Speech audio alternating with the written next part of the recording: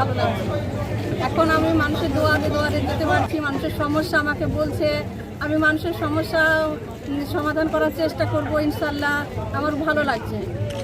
আমি শুধুমাত্র আলিফাকে দেখছি, কেন উনি আমার মেয়েকে মেরেছেন, তবু উনি একটা বারের জন্য জাননি, সহানুভূতি দেখাননি। তাই আমার রাগ শুধু ওনার ওপরে। আর যে কোনো পার্টি আমাকে সমর্থন করতে পারি, আমি সমর্থন করি, কিন্তু আমার রাগ শুধু ওনার ওপরে। আমি মানুষের কাছে আমার মেয়ের বিচারের জন্য চাইছি, অসহায় মানুষের পাশে দাঁড়ানোর জন্য। যে স্কুলগুলো বন্ধ হয়ে যাচ্ছে, সেগুলো বেকার ছেলেদের নারী নিরাপত্তার জন্য আমি এইসব ইস্যু নিয়ে মেয়েদের ভোট চাইছি।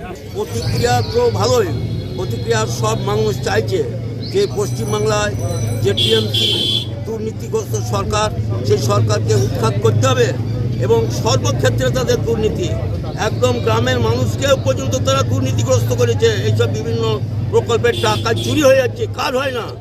আর দিল্লিতে যে সরকার আছে, বিজেপির সরকার, সেই সরকারের যে জনবিরোধী নীতি, সেই জনবিরোধী নীতি, তাদের কৃষি নীতি, তাদের শিল্পনীতি, এর প্রতিবাদী আমাদের লড়াই।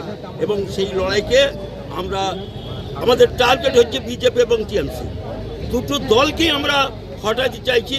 মানুষকে আমরা সে কথা বলছি যে বেঁচে থাকতে গেলে, সুস্থভাবে দেশটা চালাতে গেলে টিএমসি বিজেপিকে একদম পরাজিত করতে হবে।